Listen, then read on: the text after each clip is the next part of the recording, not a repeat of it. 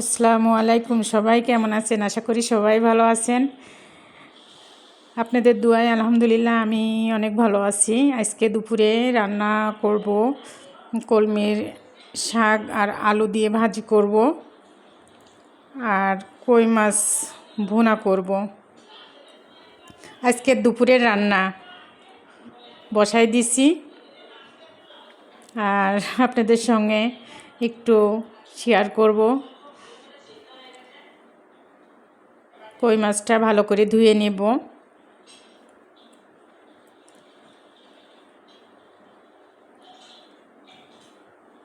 সুন্দর করে কই মাছ ভালো করে না ধুলে ভালো লাগবে না। আমি একবার ধুয়ে লবণ দিয়ে মাখায় রাখছিলাম, রাখার পরে আবার পরে ধুচ্ছি। লবণ দিয়ে খাস্তায় ধুলে পারে একটু ভালো করে ধুলে আষ্টি গন্ধটা চলে যায়, লালচি থাকে না হলে।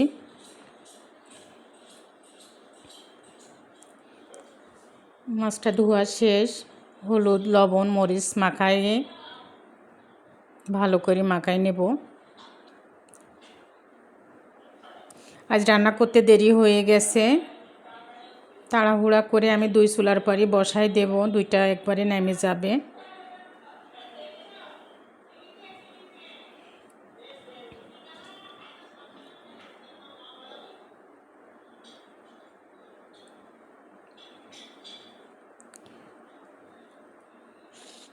শাকের মধ্যে আমি একটু হালকা হলুদ দিয়েছি, আলু দিছি বলেই, আর পেঁয়াজ রসুন কাঁচামরিচ কেটে দিছি, দিয়ে ভালো করে এটা সেদ্ধ করে নেব।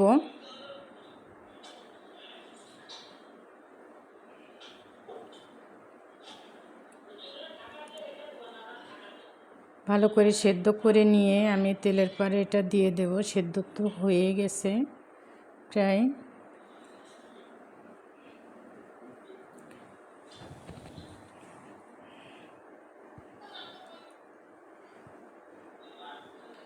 এদিকে এই চুলার পরে মাছটা ভেজে নেব।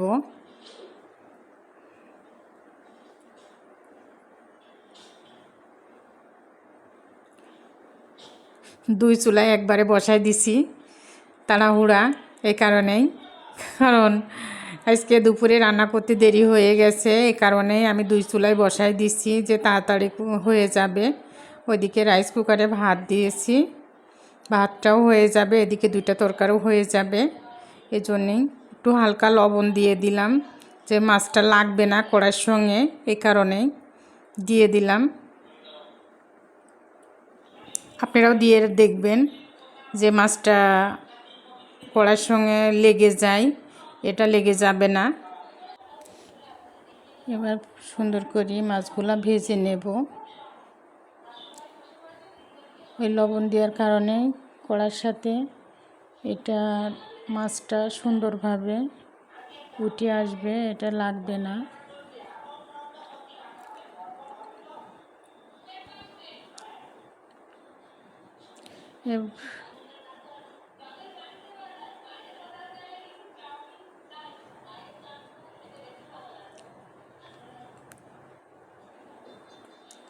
এদিকে শাকটা হওয়ার মধ্যে ঢেলে তেল দিয়ে দেব।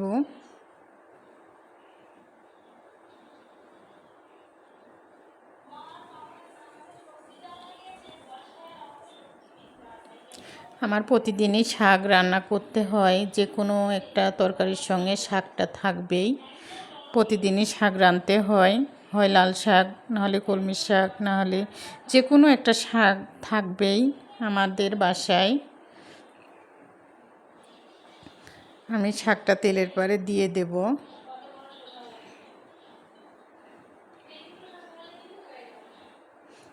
পেঁয়াজ তেলের পরে দিলাম, রসুন আর পেঁয়াজ ভালো করে পেঁয়াজটা বাদামি কালার করে নেব।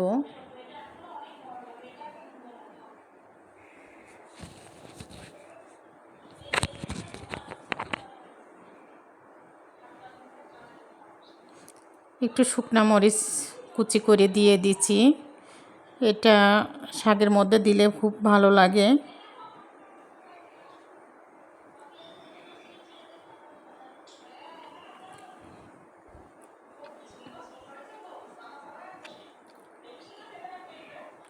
শাকটা দিয়ে দিলাম, দিয়ে ভালো করে এটা নেড়ে নেড়ে ভেজে নেব।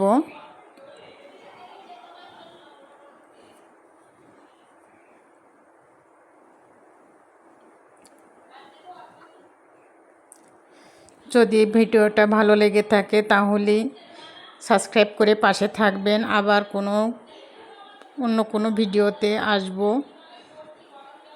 ভালো থাকেন, সুস্থ থাকেন। আল্লাহ হাফেজ।